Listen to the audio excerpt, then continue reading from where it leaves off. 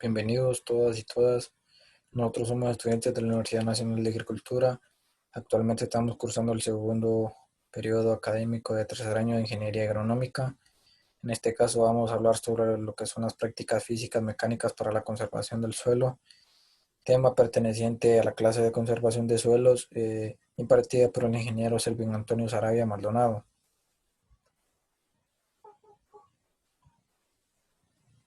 Tenemos los integrantes del grupo. Como introducción, los suelos cumplen con diversas funciones que posibilitan la producción de alimentos, fibras y maderas, mantienen la capacidad de retención de agua, regulan los gases de efecto invernadero y alojan una gran biodiversidad, por lo que son esenciales para la sociedad. En las prácticas de conservación de suelos de tipo mecánico se utilizan herramientas agrícolas, aditamientos especiales o con mano de obra para realizar la actividad de desplazamiento de tierra para disminuir escurrimientos superficiales y reducir la erosión en terrenos con pendientes. Como objetivos de este video tenemos el objetivo general, que es mostrar las diferentes prácticas físicas mecánicas para la conservación de los suelos de nuestro país. Objetivos específicos: analizar las prácticas que se deben de realizar antes y después del establecimiento de un cultivo para que nuestros suelos puedan tener vida durante mucho tiempo. Detallar qué prácticas pueden realizarse en los diferentes tipos de suelos, ya que no todos se pueden aplicar en un mismo sitio. Ya esto va a depender desde la topografía que se presente en el lugar donde se irá a cultivar. Para empezar, vamos a hablar sobre lo que es el suelo.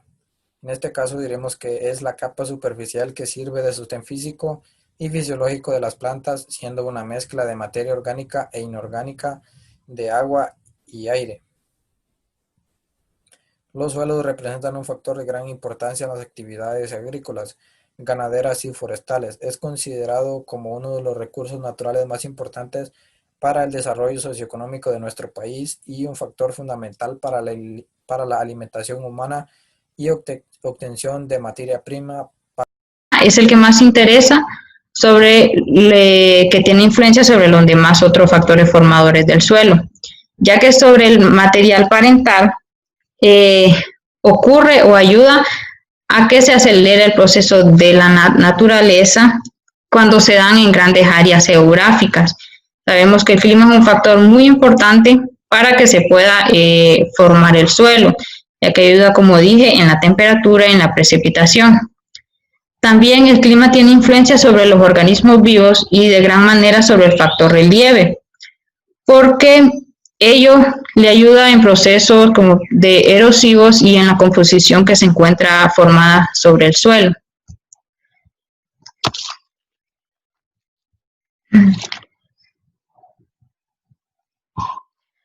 Otro de los factores formadores del suelo es el ser humano. Sabemos que desde principios de la agricultura el ser humano ha venido a, por así decirlo, tener ventajas y desventajas sobre el uso del suelo. Últimamente ha sido, en conjunto con la contaminación ambiental, en desventaja para el buen uso del suelo, procesos de degradación, procesos erosivos, pero el ser humano ha ayudado a la acumulación, a engrosar los horizontes con la acumulación de materia orgánica que se le da, la fertilización, aunque eso tenemos que tener en cuenta de la medida en que nosotros hacemos buenas prácticas sobre el suelo. El relieve. Del relieve interesan más la forma del terreno y la pendiente en que está. El relieve tiene relación con diferentes tipos de propiedades del suelo, como ser la profundidad, el espesor del horizonte, el régimen hídrico que se da en el perfil, también el color, el pH, entre otros. El relieve en el material parental, o sea, sobre el suelo, influye de manera directa e indirecta. El tiempo. El tiempo es un factor muy especial sobre la formación del suelo, ya que debemos tener en cuenta que el suelo, la formación del suelo, depende del grado de degradación que se va dando en el suelo, no tanto del tiempo en años que va pasando, porque también influye el clima, cómo la precipitación va llegando, la temperatura, los organismos que hay en ese lugar. Entonces, no importa tanto en cuántos años se va a ir formando el suelo, sino en la manera de cómo diferentes factores van interactuando para que se pueda dar esa degradación del suelo. Comenzaremos hablando de lo que es el perfil del suelo. Esta es la ordenación vertical de todos los horizontes hasta la roca madre. Los horizontes o niveles son capas que se desarrollan en el seno del suelo y que presentan cada uno de ellos características diferentes. En un suelo maduro podemos distinguir 4 horizontes. Tenemos el horizonte A, B, C y la roca madre. El horizonte A o del lixiviado contiene pocas sales minerales. Suele ser de color oscuro y rico en humus. El horizonte B, también denominado subsuelo, presenta una acumulación de sales provenientes de niveles superiores. El horizonte C, formado de fragmentos procedentes de la meteorización mecánica o química de la roca subyacente. Y la roca madre es el material original en que se desarrolla el suelo. Vamos a continuar con lo que son las propiedades físicas. En primer lugar tenemos la textura, que es el contenido relativo o el porcentaje de las partículas de diferentes tamaños, como la arena, el limo, la arcilla en el suelo. Tenemos también lo que es la estructura, que se define como la forma en que se agrupan las partículas individuales de arena, limo y arcilla. Cuando se unen o se agrupan, forman partículas mayores, denominados PETs o agregados. Pueden ser clasificados como estructuras granulares, en bloques, primáticos, columnares y de estructura laminar. Como consecuencia de la textura y la estructura del suelo, tenemos la porosidad, es decir, un sistema de espacios vacíos o de poros. Tenemos los macroscópicos y los microscópicos. Los primeros son de notables dimensiones y están generalmente llenos de aire. En efecto, el agua los atraviesa rápidamente. Los segundos, en cambio, están ocupados por gran parte de agua retenida por fuerzas capilares. Otra característica física del suelo es el color. Es de suma importancia como indicador de las características del suelo, que pueden ser críticas para el desarrollo de las mismas. La materia orgánica oscurece el suelo, llevándolo a negro cuando está presente en grandes cantidades. Tenemos lo que son las propiedades químicas. La capacidad de intercambio catiónica es una propiedad química del suelo. Se refiere a la cantidad total de cargas negativas que están disponibles sobre la superficie de las partículas del suelo. También se puede definir como el número total de cationes intercambiables de un suelo. En particular, puede o es capaz de retener cantidad total de cargas negativas. Algunos ejemplos tenemos como la arcilla morolita, tiene una capacidad de intercambio catiónico de 80 a 100 mil equivalentes por 100 gramos de suelo, y la materia orgánica de 200 a 400 mil equivalentes por 100 gramos de suelo. Por lo general, una alta capacidad de intercambio catiónica son aquellos con altos contenidos de arcilla y materia orgánica. La alta capacidad de intercambio catiónico le brinda mayor capacidad para obtener nutrientes y eso normalmente los hace más. La degradación.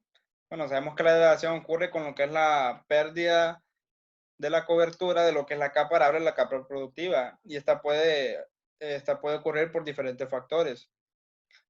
Tenemos el cultivo en ladera, cuando se siembran cultivos en ladera y no se tiene un buen manejo agronómico en cuanto son las prácticas de conservación de suelos. La deforestación, que es cuando queda por completamente desnudos los suelos, entonces estos quedan expuestos a lo que es la erosión hídrica y erosión eólica. La agricultura migratoria, que es cuando la frontera agrícola va creciendo, por ende va deforestando y también van causando una exposición del suelo. El manejo inadecuado de los suelos, cuando, por ejemplo, no se hace una preparación de lo que es el terreno cuando está en capacidad de campo, sino que están muy, muy secos, entonces existe una degradación. Lo que son las quemas también, el sobrepastoreo nos causa una compactación, entonces por ende va a llevarnos a una degradación de los suelos. Y el uso excesivo de lo que es la labranza, cuando se usa demasiado y no utiliza lo que son labranzas mínimas ni cero labranza. Conservación de suelos. Bueno, sabemos que el significado de conservar los suelos es darle un buen uso a lo que son las prácticas para controlar lo que es la degradación física, química, biológica, que también esto nos va a permitir a un buen aumento en nuestras cosechas y también cuidar nuestros suelos. De las prácticas mecánicas, físicas que tenemos de conservación de suelos, estas son obras que son hechas para disminuir lo que es la erosión hídrica, pues, o sea, disminuir lo que es la escorrentía y lo que es la erosión eólica también. Entre estas prácticas tenemos lo que es la curva a nivel, acequias a nivel, barreras muertas. Voy a hablarles sobre algunas prácticas de conservación de suelo. Una de ellas son las curvas a nivel. Una curva a nivel es el trazo de una línea perpendicular a la pendiente en el cual todos los puntos están alineados en el mismo nivel. ¿Qué hacemos con las curvas a nivel? ¿Por qué las hacemos? Las curvas a nivel, por ejemplo, en un suelo, reducen la erosión y sobre todo aumenta la retención de agua. Muchas veces esta práctica es muy interesante en suelos que son de ladera o suelos que son fácilmente erosionables, entonces debemos utilizar este tipo de práctica. Siguiente. Otra práctica son las acequias a nivel. Estos son canales angostos trazados verticalmente a la pendiente y se construyen para interceptar las aguas. Por ejemplo, ya sea las aguas de escorrentía, y luego sacarlas o retenerlas por algún caso, algún terreno que no tengamos, por ejemplo, en alguna época que no podamos tener forma de riego, podemos hacer esta práctica para retener agua. Y esto va a depender según las condiciones del terreno. Siguiente diapositiva. Las barreras muertas es una práctica muy importante utilizada en los suelos de ladera principalmente. Y esto lo podemos hacer de materiales, ya sea de piedra, de madera, de tierra o de material vegetativo. Estas prácticas son muy interesantes ya que retienen nutrientes o retienen la capa fértil del suelo. Y sobre todo, ayuda a disminuir la erosión de los suelos. Y sobre todo, es muy aplicable en zonas de ladera. Y por ejemplo, si hacemos una barrera muerta de piedra, sería muy interesante en algunos terrenos que tengamos ya el material, porque se facilita las otras labores del cultivo, como ser la chapa y la siembra, y también es más aprovechable el terreno ya limpio de piedra. Y lo voy a dejar con mi compañero con la siguiente, que van a continuar con nuestra exposición. Bueno, les seguiré hablando sobre las prácticas agronómicas para la conservación de suelo. Bueno, estas son aquellas en las cuales se utiliza lo que es la vegetación. Y este es un manejo conveniente para controlar lo que es la acción del desprendimiento de partículas y el transporte de las mismas. Entre las prácticas más importantes que podemos utilizar encontramos lo que es la época de siembra, la labranza mínima, las siembras en contorno, las barreras vivas y las cortinas rompeviento. Y podemos encontrar otras como la rotación de cultivo, etc. Bueno, iniciando vamos a hablar sobre la época de siembra. Tenemos que la época de siembra es determinar o establecer un cronograma o un calendario de la época de la fecha de siembra, de la fecha de preparación y de la fecha de cosecha de nuestro cultivo. Y este es un factor determinante de la cobertura vegetal que frena el efecto erosivo del agua y el viento. ¿Esto qué quiere decir? Que tenemos que saber en qué época del año vamos a sembrar nuestro cultivo para que nos ayude a retener, en este caso en nuestro país, retener la erosión hídrica. Entonces tenemos que sembrar cultivos que cuando esté la época lluviosa ya las plantas estén un poco grandes y nos ayuden a retener las partículas de suelo. Bueno, en la labranza mínima. La labranza mínima es la menor cantidad de rotura del suelo para crear las condiciones del suelo adecuadas para la germinación de la semilla y el desarrollo de la planta. Como ustedes pueden observar en la imagen, tenemos un suelo que ha sido realizado con una labranza mínima. Bueno, si utilizamos una labranza convencional tendríamos pérdidas eólicas, ya que nuestro suelo queda muy pulverizado, por decirlo así, o roto, y pues las partículas del viento, perdón, el viento puede llevarse las partículas del suelo a otros lugares, entonces habrían pérdidas. Pero tiene ventajas y desventajas. Entre las desventajas que tiene es que hay mayor crecimiento de las malezas, ya que ellas están establecidas y pueden albergar lo que son algunas plagas y enfermedades, y esto nos puede dañar a nuestro cultivo. Pero tiene las ventajas, como les decía, que es la conservación de nuestros suelos y también los residuos orgánicos que quedan ahí, como el de las siembras anteriores, y eso nos ayuda como materia orgánica o abono orgánico. Ahora bien, las siembras en contorno. Bueno, la importancia de esta práctica es que al sembrar hileras del cultivo en contra de la pendiente, como ustedes saben, en nuestras laderas, por ejemplo en nuestro país, las corrientes de agua van de forma a favor de la ladera. Esto quiere decir que ahí hay pérdidas de nuestros suelos, pero si nosotros sembramos hileras de nuestros cultivos de forma en contra de la pendiente, esto nos ayuda a retener un poco las partículas de suelo y así que no haya pérdidas por lixiviación o escorrentía. Bueno, esto fue mi parte y las dejo con mi compañera Melissa que les va a seguir explicando un poco más. Bueno, vamos a proseguir con lo que serían barreras vivas. Las barreras vivas son hileras de plantas colocadas con determinado distanciamiento horizontal y sembradas a través de las pendientes siguiendo las curvas a nivel. Este es uno de los métodos de conservación más usados, podemos decir, porque en la zona en la que yo vivo, que es en Marcala La Paz, en el occidente de Honduras, se produce bastante el café. Entonces, esto es un método que los caficultores están utilizando desde hace muchos años para evitar lo que sería derrumbes, erosión, las corrientes de agua.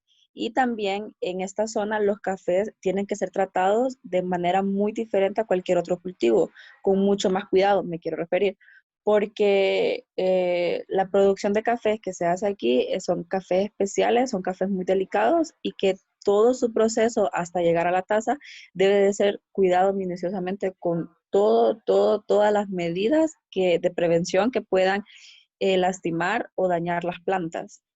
Vamos con la siguiente, por favor. Vamos a hablar también de las cortinas rompevientos y su nombre lo dice. Son aquellas plantaciones generalmente de árboles y arbustos de diferentes tamaños, dispuestas en hileras o surcos con la finalidad de disminuir la velocidad de los vientos y así evitar la erosión eólica, que es uno de los tipos de erosión que estuvimos viendo hace poco en clases. Entonces, su concepto es muy sencillo, es muy básico. La siguiente, por favor. Bueno, vamos a finalizar con unas conclusiones. Sí esperamos antes de empezar las conclusiones de que hayamos comprendido y que hayamos dejado bien en claro los puntos que nosotros quisimos tocar. En las conclusiones vamos a mencionar que se detalló las prácticas físicas como ser curvas a nivel, acequias a nivel, barreras muertas, terrazas, etcétera. Y que estas son fundamentales para poder conservar nuestro suelo. Quiero hacer énfasis en que el tipo de método de conservación de suelos va a ser adaptado y va a ser escogido por los productores a su conveniencia. Lo que mejor le convenga depende de la topografía del terreno, depende de las condiciones climáticas que pueden existir en la zona donde se está cultivando.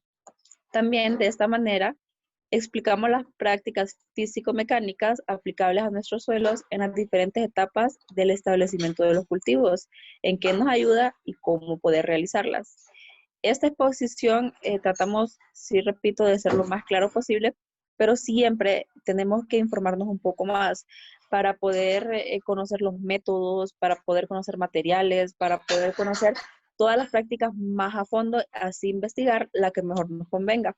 Y también se demostraron las prácticas que son aplicadas a diferentes tipos de suelos, como por ejemplo las terrazas, que no se pueden aplicar en suelos planos. ¿No? La siguiente, por favor. Solamente. Esperamos haber sido lo más claro posible y un gusto. Saludos.